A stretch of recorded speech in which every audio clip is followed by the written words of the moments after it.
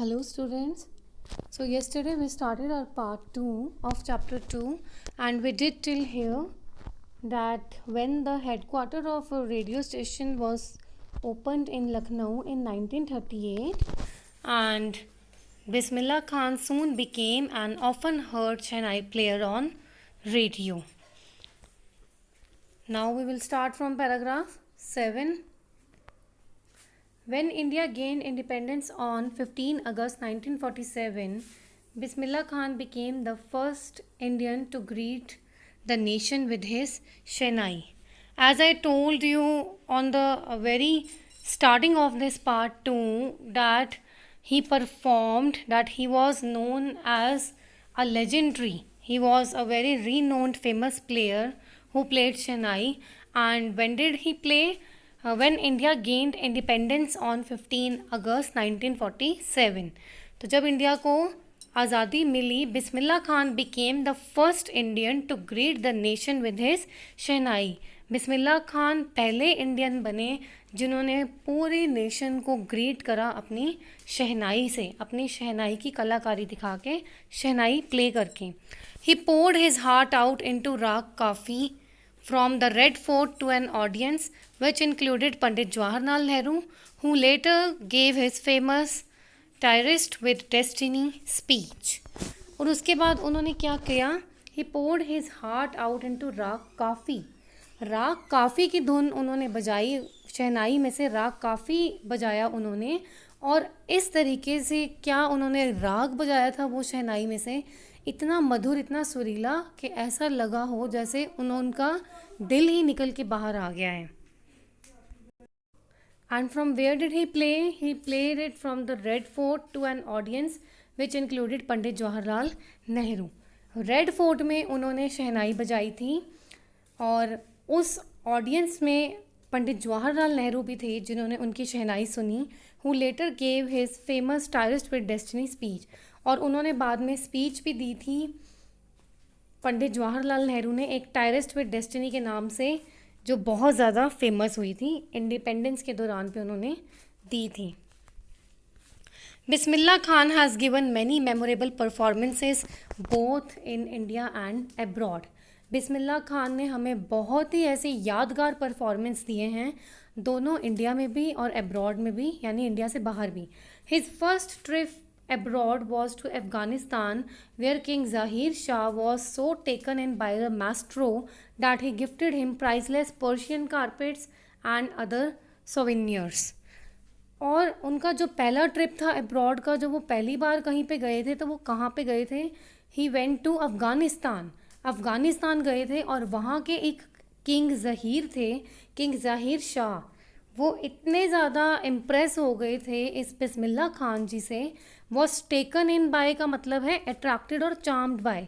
He was too much attracted by this famous maestro, जो shehnai player के master थे, कि उन्होंने, इस किंग ने उस्ताद बिस्मिल्लाह खान जी को प्राइसलेस पर्शियन कारपेट गिफ्ट करे एंड अदर सोवेनियर्स. सोवेनियर्स क्या होता है? Things given in memory of a place, person और इवेंट.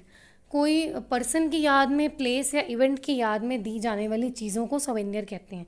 तो बहुत कीमती, उन्होंने बिल्कुल प्राइसलेस, बहुत ही ज़्यादा अनमोल चीज़ उन्होंने दी थी, एक पर्शियन कारपेट और भी कहीं souvenirs. The king of Afghanistan was not the only one to be fascinated with Bismillah's music. जो ये किंग ऑफ अफ़गानिस्तान है, यानी किंग ज़हीर शाह, सिर्फ यही नहीं थे एक जो बिस्मिल्लाह खान के म्यूज़िक से बहुत ज़्यादा इम्प्रेस हुए थे. Film director Vijay Bhatt was so impressed after hearing Bismillah play at a festival that he named a film after the instrument called गूंज उठी शहनाई. बल्कि एक फिल्म डायरेक्टर थे विजय भट्ट, जो कि आई थिंक मुकेश भट्ट के फादर थे. I am not sure about this. तो जो विजय भट्ट थे, एक फिल्म डायरेक्टर, वो इतने ज़्यादा इम्प्रेस हो गए थे बिस्मिल्लाह खान को एक फेस्टिवल पे परफॉर्म करते हुए देख, इतने ज़्यादा कि वो जब शहनाई एक फेस्टिवल पे बजा रहे थे, तो विजय भट्ट जो एक फिल्म डायरेक्टर है, वो भी इतने ज़्यादा इम्प्रेस हो गए थे कि उन्होंने अपनी अगली आने वाली मूवी का नाम ही ये रख दिया था, क्या? कि Goonj Uthi Shehnai. The film was a hit and one of Bismillah Khan's compositions, दिल का खिलौना है टूट गया, turned out to be a nationwide chart buster. Chart buster का मतलब क्या है? Record breaker. और उसके बाद ये जो फिल्म है ये इतनी ज़्यादा हिट हुई, इतनी ज़्यादा कमाल की ये मूवी निकली कि इसमें जो बिस्मिल्लाह खान जी ने एक गाना भी कंपोज करा था। एक कंपोजिशन का मतलब है एक गाना निकाला उन्होंने, और उस गाने का नाम था दिल का खिलौना है टूट गया। Turned out to be a nationwide chart buster. एक ऐसा सुपर हिट गाना उन्होंने निकाला कि पूरे नेशन वाइड, पूरे नेशन में, पूरे इंडिया में रिकॉर्ड तोड़ गाना बन गया था उस टाइम के ज़माने में जब वो गाना निकला, जब वो गाना कंपोज हुआ, कि उस टाइम पे उस गाने ने बाकी सब गाने के रिकॉर्ड तोड़ के रख दिए। Despite this huge success in the celluloid world, Bismillah Khan's ventures in film were limited to two: Vijay Bhatt's Goonj Uthi Shehnai and Vikram Srinivas Canada venture Sanadhi Appanna। इतनी ह्यूज सक्सेस हासिल करने के बाद celluloid world में, celluloid का मतलब है old fashioned way of referring to film, जो पहले के जो फिल्मी दुनिया है, इतनी ज़्यादा सक्सेस हासिल करने के बाद इस फिल्म इंडस्ट्री में भी Bismillah Khan venture in film music. Venture means project that often involves risk. एक ऐसा प्रोजेक्ट जिसमें बहुत सारा रिस्क इन्वॉल्व होता है। बिस्मिल्लाह खान ने फिर भी वो दो ही लोगों तक फिल्म इंडस्ट्री में लिमिटेड रहे। इतनी ह्यूज सक्सेस उन्होंने हासिल करी, फिर भी वो म्यूज़िक इंडस्ट्री में, आप कह लो फिल्म इंडस्ट्री में, सॉरी, दो ही लोगों तक लिमिटेड रहे।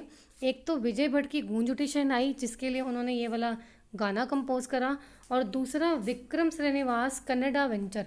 विक्रम श्रीनिवास एक कन्नड़ा के डायरेक्टर थे और कन्नड़ा की एक मूवी निकाली सनाधि अपना। सिर्फ इन दो में ही उन्होंने उस्ताद बिस्मिल्लाह खान ने अपना म्यूज़िक कंपोज करा। I just can't come to terms with the artificiality and glamour of the film world, he says with emphasis। Bismillah Khan जी का मानना था, उन्होंने दो बातें बहुत इंपॉर्टेंट बोली हैं। उनका मानना ये था कि उनको ये फिल्मी दुनिया की ये जो आर्टिफिशियलिटी है एंड ग्लैमर है, ये जो नकलीपन है फिल्मी दुनिया का, कि सब कुछ यहाँ पे नकली होता है, रियलिटी नहीं होती, ये ग्लैमर की दुनिया है, फिल्मी दुनिया है। तो उनका मानना ये था कि उनको अपनी शहनाई, उनको अपना ये कलाकारी वहाँ पे नहीं दिखानी जहाँ पे दुनिया, चमकती हुई दुनिया बाहर की कुछ और हो और अंदर की कुछ और हो, और जहाँ पे नकलीपन हो। तो उनका मानना ये था। तो इसीलिए इतनी ह्यूज सक्सेस हासिल करने के बावजूद भी he was just limited to only 2 directors, क्योंकि just because of he felt that it was just the artificiality and glamour of that फिल्मी world. Awards and recognition came thick and fast. Came thick and fast का मतलब है बहुत सारे awards उनको मिले, बहुत सारे, मैनी अवार्ड्स ही वन, और उसके बाद उसी से उनकी बहुत ज़्यादा पहचान होती गई, आइडेंटिटी भी बनी। Bismillah Khan became the first Indian to be invited to perform at the prestigious Lincoln Center hall in the United States of America. Bismillah Khan ऐसे पहले इंडियन थे जिनको इनवाइट करा गया था, कहाँ के लिए? परफॉर्म करने के लिए, यानी शहनाई बजाने के लिए, परफॉर्मेंस देने के लिए। कहाँ पे? एक बहुत अच्छा प्रेस्टिजियस लिंकन सेंटर हॉल था यूएसए में, वहाँ पे शहनाई बजाने के लिए ये एक पहले इंडियन थे जिनको इनवाइट करा गया था। He also took part in the world exposition in Montreal and the Cannes art festival and in the Osaka trade fair. और उसके बाद उन्होंने एक वर्ल्ड एक्सपोजिशन है एक मॉन्ट्रियल में, मॉन्ट्रियल आई थिंक कनाडा में है शायद, तो वहाँ पे भी उन्होंने हिस्सा लिया। वहाँ पे भी उन्होंने दुनिया में अपने कलाकारी दिखाने के लिए अपना योगदान दिया। वहाँ पे उन्होंने पार्ट लिया, और कांस आर्ट फेस्टिवल होता है जहाँ पे लोग अपना टैलेंट दिखाते हैं, वहाँ पे भी वो गए। And in the Osaka trade fair जो जापान में है, वहाँ पे भी वो गए। सारी जगह उन्होंने पार्ट लिया, परफॉर्म करा। So well known did he become internationally that an auditorium in Tehran was named after him, तहार मौसीकी उस्ताद बिस्मिल्लाह खान। इतने अच्छे से उन्होंने इन जगहों पर परफॉर्म किया कि वो इतने इंटरनेशनल बेस पे भी वो इंटरनेशनली भी वो बहुत ज़्यादा फेमस हो गए और उनके नाम से एक ऑडिटोरियम खोला गया तेहरान में। तेहरान कहाँ है? तेहरान है एक जगह ईरान में। ईरान में एक जगह है तेहरान।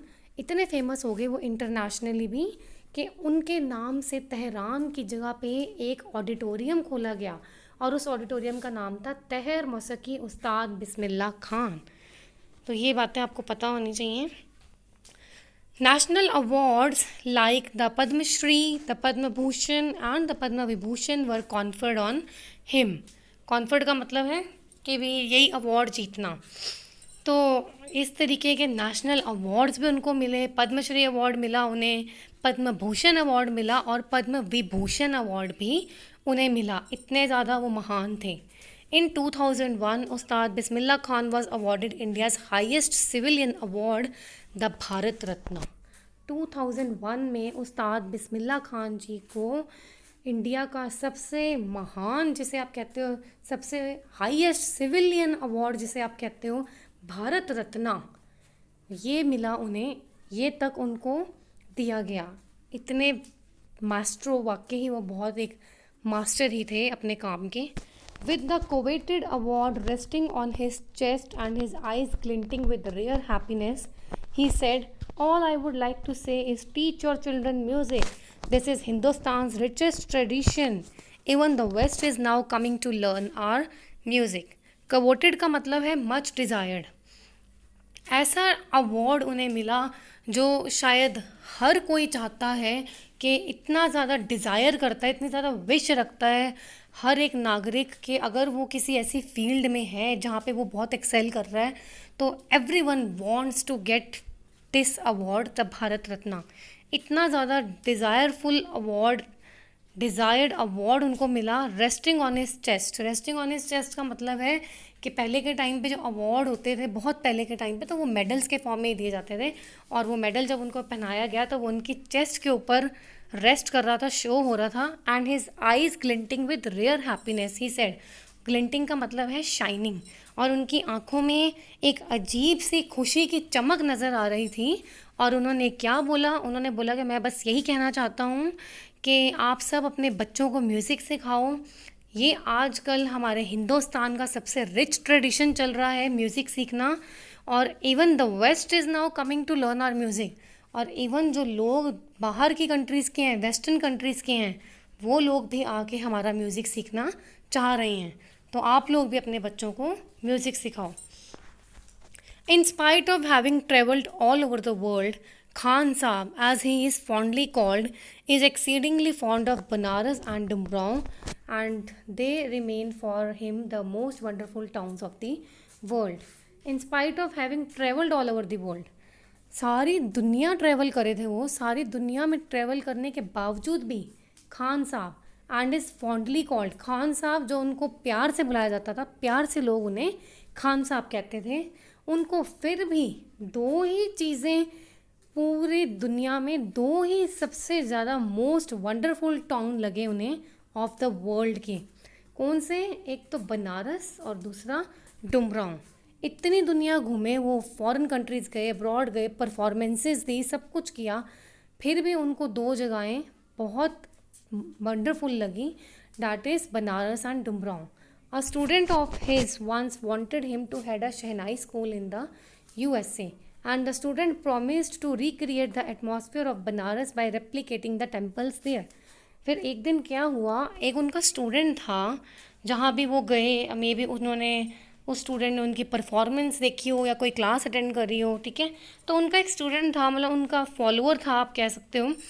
उसने क्या किया, एक दिन उस्ताद बिस्मिल्लाह खान जी को कहा कि मैं एक शहनाई स्कूल खोलना चाहता हूँ यूएसए में, अमेरिका में, और मैं चाहता हूँ कि आप उसके हेड बनो, उस स्कूल के प्रिंसिपल बनो, हेड बनो।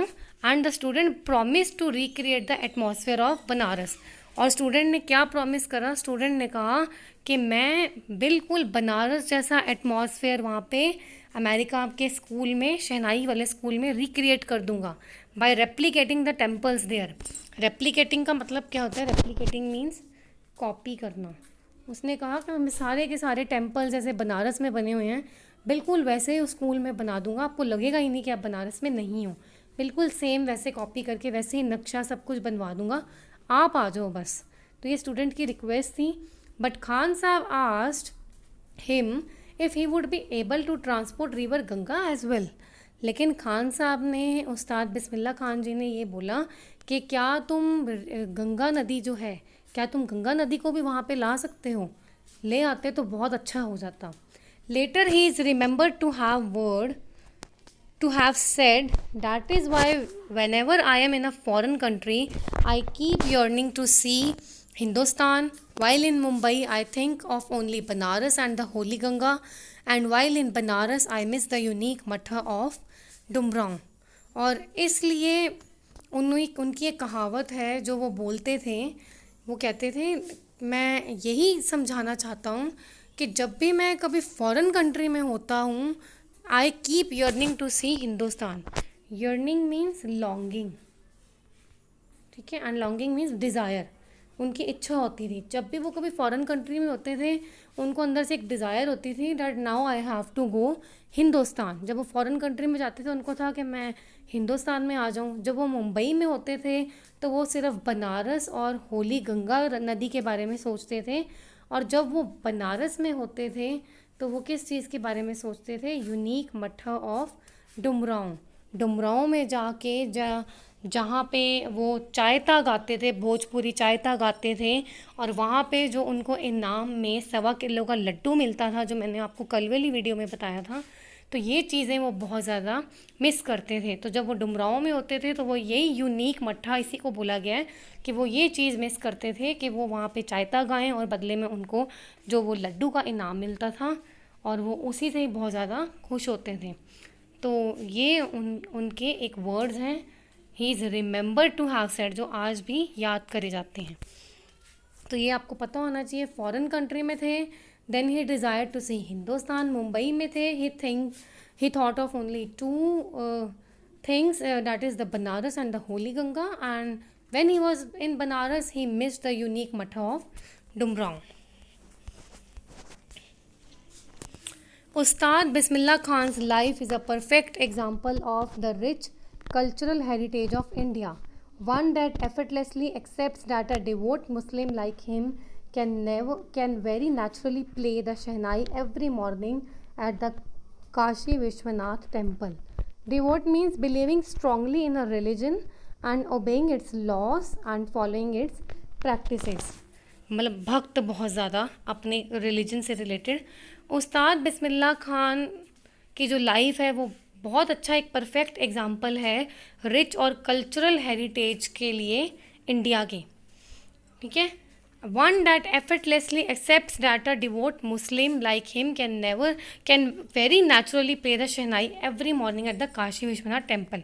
इसका क्या मतलब है कि जो हमारे इंडिया के बड़े फेमस रिच कल्चरल हेरिटेज हैं जो इंडिया के, वहाँ पे भी मुस्लिम होने के बावजूद भी मुस्लिम थे वो, एक डिवोट मुस्लिम थे, एक सच्चा मुसलमान थे वो, और वो अपने मोमडन रीति रिवाज जानने के बावजूद भी उन्होंने कोई ऑब्स्टेकल, कोई बैरियर नहीं क्रिएट करा कि मैं जाके हिंदू का जो टेम्पल है काशी विश्वनाथ टेम्पल, वहाँ पे जाके मैं शहनाई नहीं बजाऊँगा। इस तरीके के उनके मन में कुछ नहीं था। हालांकि वो इतने ज़्यादा अपने रिलीजन को लेके इतने ज़्यादा डिवोटी थे, इतने ज़्यादा सख्त कट्टर रिलीजन वाले थे, फॉलो करने वालों में से थे, फिर भी उन्होंने इस चीज़ का बैरियर नहीं बनाया। तो उनकी लाइफ एक परफेक्ट एग्जाम्पल है कि मुस्लिम होने के बावजूद भी उन्होंने कोई परवाह नहीं करी और हिंदू के टेम्पल में जाके, काशी विश्वनाथ टेम्पल में जाके हर रोज़ सुबह शहनाई बजाते थे। उस्ताद Bismillah Khan passed away on 21 August 2006 at the age of 90 after a prolonged illness। काफ़ी टाइम से बीमार चल रहे थे वो। उसके बाद उनकी जो डेथ है वो कब हुई? 21 अगस्त 2006 को, जब वो 90 ईयर्स के थे। और हुई कैसे? क्योंकि वो बहुत समय से बीमार चल रहे थे। He was given a state funeral and the government of India declared 1 day of national morning. और उसके बाद पूरा स्टेट फ्यूनरल उनको दिया गया। पूरा स्टेट से बड़े बड़े लोग उनके अंतिम संस्कार पे आए, और जो सरकार है इंडिया की, उन्होंने एक दिन की छुट्टी भी डिक्लेयर करी थी। So that was all about our part 2 and with this our part 2 and our chapter 2 ended. तो कोई डाउट हो तो पूछ लेना and yes go through the chapter very thoroughly as in between questions can be asked और बहुत questions बन रहे हैं इसमें इन बिटवीन, तो एक एक चीज़ आपको पता होनी चाहिए. Just do self reading and yes I and thinking about the text दिया यहाँ पे, just try to answer these question. These are the tick marks, तो ये आप कर सकते हो इजीली. और यहाँ पे 30 to 40 वर्ड्स में आंसर्स आपको अटेम्प्ट करने हैं, तो ये भी आप ट्राई करना. Just try to answer these in your own words and I will provide you with the answer later on. So thank you so much.